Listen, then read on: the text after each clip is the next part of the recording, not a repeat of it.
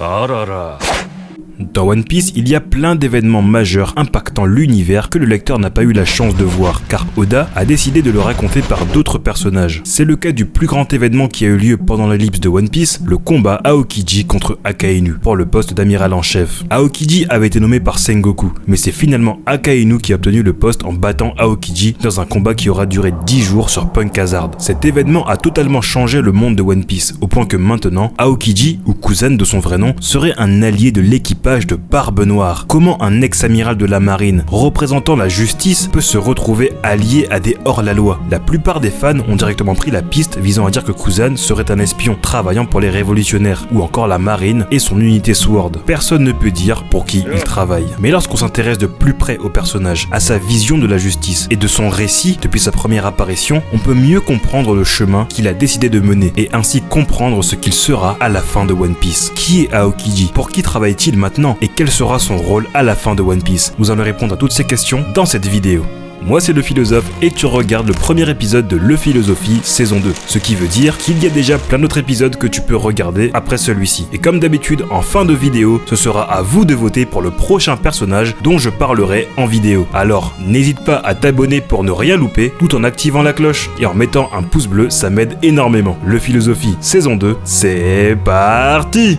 Aokiji est apparu pour la première fois au chapitre 303 de One Piece. Comme les autres amiraux, Oda lui a fait une première apparition inoubliable. Grand Line, qui est réputé pour être le cimetière des pirates, la plus dangereuse des mers, va tout de suite se faire ridiculiser en montrant un homme pouvant la traverser seul et surtout en vélo, se permettant même de parler à un dauphin. C'est juste incroyable. Cela montre à quel point Kuzen ne craint pas l'eau, et on comprendra pourquoi plus tard en voyant son fruit du démon. Et c'est finalement au chapitre 319 qu'Aokiji rencontre les Mugiwara pour la première fois. Enfin, évidemment, pas pour tous les Mugiwara. Nous découvrons un personnage extrêmement grand, dont le visage est inspiré d'un acteur japonais, Yusaku Matsuda, et qui est présenté par Robin comme un membre de l'élite de la marine, un amiral. Mais étrangement, son attitude contraste totalement avec la présentation de Nico Robin. Elle le présente comme un homme dangereux, voire invincible, mais lui, il est relax. Il affirme même ne pas être en jour de service. C'est un procédé qui est récurrent dans beaucoup de Neketsu. Ce contraste crée un mystère autour du personnage, qui donne envie au lecteur d'en voir plus et de comprendre pourquoi ce personnage est si important, plutôt que de le faire apparaître directement en montrant sa puissance. Dans le même chapitre, Oda va alors dévoiler les pouvoirs d'Aokiji, qui a peut-être le fruit du démon le plus puissant de One Piece. Vous vous rappelez tous sûrement de cette scène lorsqu'il gèle la mer et un monstre marin par la même occasion. Et maintenant, on comprend ce que signifie être amiral de la marine, et pourquoi Luffy ne devrait pas l'affronter. Et surtout, pourquoi il ne craint pas l'eau. Son fruit du démon lui permet tout simplement d'éviter de couler, même s'il tombait dans l'eau. Et à la fin de ce même chapitre, il change étrangement d'attitude et décide d'arrêter tout l'équipage de Luffy, toujours avec un air tranquille, limite dédaigneux, montrant qu'il est supérieur à tout l'équipage de Luffy réuni. Finalement, il bat Luffy, mais ne le tue pas, contrairement à ce qu'il avait dit précédemment, et ne chasse pas non plus le reste de l'équipage. Il s'en va juste reprendre tranquillement la route à bord de son vélo. Son attitude et tempérament auront changé au moins 4 fois en 3 chapitres. Cela peut paraître incohérent pour le lecteur, mais cette attitude est liée à la vision de la justice de l'amiral, qui explique tout et qui annonçait déjà ce combat de justice qui allait se produire durant l'ellipse.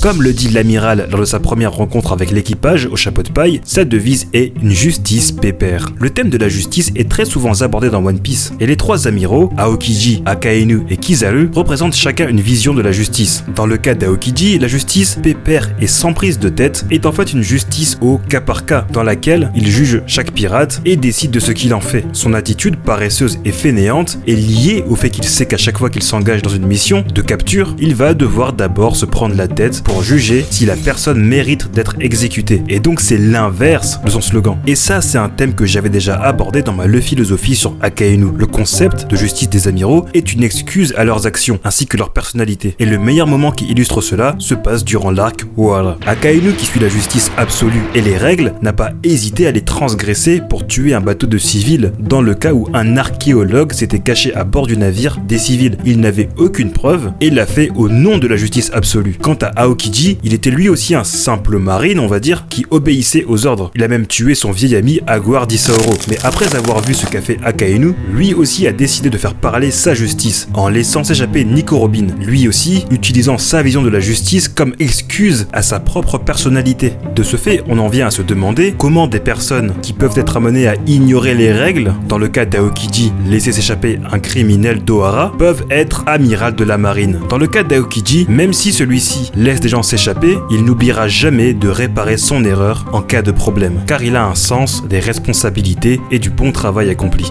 Aokiji peut laisser s'échapper un criminel, mais si plus tard il apprend que celui-ci commet des actes criminels, malveillants, ou rejoint une organisation ayant des buts obscurs, comme le Baroque Works, il ne va pas hésiter à retrouver la personne. C'est pourquoi il est revenu chercher Nico Robin après la découverte des actions de Crocodile et du Baroque Works, auxquelles elle était liée, car c'est sa responsabilité de l'avoir laissé partir il y a 22 ans. Et c'est pour ça qu'il est amiral de la marine. Quand il a un travail à faire, une mission donnée, il peut désobéir aux ordres, mais assumera toutes les responsabilités de ses choix. C'est ce qui est montré durant la discussion entre Aokiji et Nico Robin au chapitre 433, qui est d'ailleurs pour moi une des meilleures scènes de One Piece. Et en ça, il ressemble beaucoup à Garp. D'ailleurs, il dit qu'il a beaucoup appris de lui. Garp aussi agit de son plein gré, mais sera toujours prêt à agir s'il a une mission de haute importance, comme à l'incident de God Valley. De ce fait, Aokiji, tout comme Garp, est tiraillé entre sa vision de la justice et ses responsabilités et obligations en tant que marine. Il y a Kuzan et il y a Aokiji. Il aime la marine, on sait qu'il y est au moins depuis 24 ans, mais il n'aime pas tout dans la marine. Il y a des choses qu'il souhaite changer. Et quel est le meilleur poste pour changer la marine? C'est évidemment celui d'amiral en chef. À la base, il était recommandé par Sengoku, mais il perdit ce poste face à Akainu, qui lui aussi avait ses soutiens. À partir de ce moment-là, il savait ce qu'allait devenir la marine d'Akainu, car il connaissait bien sa justice, et a donc décidé de le quitter, car cela ne correspondait pas à ses idéaux. La justice de Sakazuki est aux antipodes de celle de Kuzan. Mais sans le savoir, l'ex-amiral allait découvrir un tout nouveau monde. En quittant la marine, il allait voir ce qu'avant il ne pouvait pas voir en tant que haut placé du gouvernement mondial. Quand Kuzan revient au chapitre 699, Doflamingo dit une chose intéressante. On ne lit pas la même chose sur le visage d'un vagabond que sur celui d'un homme déterminé. Ces paroles confirment qu'Aokiji n'est pas simplement un homme perdu qui n'aurait plus d'endroit où aller après sa défaite. Non, il a bel et bien un but et un nouvel objectif. En échangeant avec Smoker, on comprend qu'il n'a jamais trouvé que sa place était au gouvernement mondial. Et il réalise que ce n'est que maintenant qu'il est vraiment libre. Que ce n'est que maintenant qu'il peut voir la vérité du monde sans prendre parti. Ce n'est que maintenant qu'il peut agir sans avoir à se justifier derrière une attitude laxiste. Et c'est pourquoi, lorsqu'on me pose la question si Kuzan est un espion pour les révolutionnaires ou pour les marines, je réponds qu'il ne travaille pour personne. Il n'est pas un révolutionnaire et encore moins un marine. Je sais qu'il y a des passages qui laissent croire ça, comme le fait qu'Akainu ne cherche pas à le capturer après qu'on apprend que Kuzan s'est lié à l'équipage de Barbe Noire, ou encore le fait qu'une source anonyme ait informé le CP0 que l'équipage de Barbe Noire allait se rendre à Baltigo, le QG des révolutionnaires qui a longtemps été caché. Mais le récit de ce personnage est de se libérer des chaînes qui l'empêchaient d'agir selon ses convictions. Et il a pu le faire. Aokiji est libre. Ce qui est probable, c'est qu'il a sûrement des liens avec la pègre, comme le pense Smoker. Et c'est maintenant que l'on comprend son alliance avec Barbe Noire. Et maintenant que l'on comprend le personnage, on peut imaginer pourquoi il est avec ce pirate et comprendre son objectif ultime.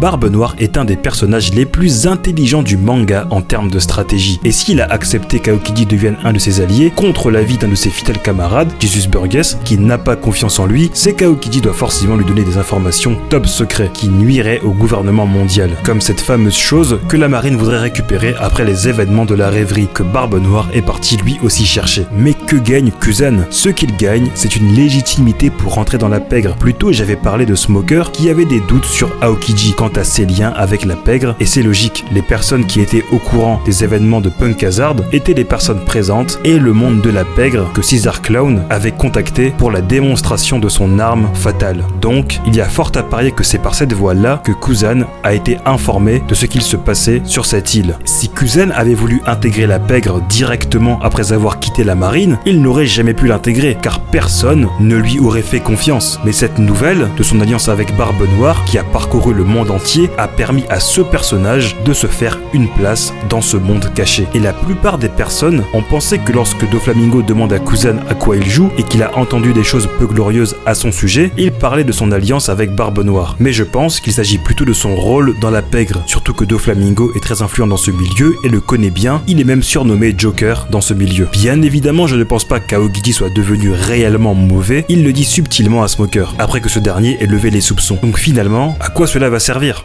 Kuzan peut maintenant voir le monde de ses propres yeux, voir tout ce qui se passe en étant dans la pègre. Il peut apprendre les agissements du CP0. Il peut voir ce que fait le gouvernement mondial à Punkazar. Et ces choses-là lui feront choisir son camp durant la guerre finale et comprendre vraiment où est le mal de ce monde. Et vous savez que cela fait longtemps que je dis que la marine sous Akainu finira par tomber et sera dévastée après la guerre finale. Et qu'après cela, il y aura un groupe de nouveaux marines, un renouveau. Et ces marines-là ne seront pas comme ceux actuels, voulant capturer n'importe quel pirate à tout prix. Ils voudront, comme le dit Kobe, arrêter tous les malfrats d'où qu'ils viennent, et donc aussi les figures de la pègre, voire même les mauvais rois et tyrans. Et je pense qu'Aokiji sera l'amiral en chef de ce nouveau groupe de marines. Et c'est comme ça que la marine pourra repartir sur des bonnes bases, en étant ce qu'elle est censée être à la base, une organisation qui protège les civils des criminels, et non une armée obéissant à un gouvernement corrompu, prêt à fermer les yeux sur certains crimes pour augmenter sa puissance. Ainsi, il aura perdu son combat contre l'amiral Sakazuki. Mais sur le long terme, sa justice, elle, aura gagné. Pour la prochaine Le Philosophie, vous aurez le choix entre Ener ou Eustaskid. Le sondage a lieu dans mon onglet communauté YouTube et je prendrai celui qui aura la majorité dès dimanche prochain. Le lien est en description et dans le commentaire épinglé. Merci de m'avoir écouté jusqu'au bout. D'ici là, portez-vous bien et moi je vous dis ciao, à plus.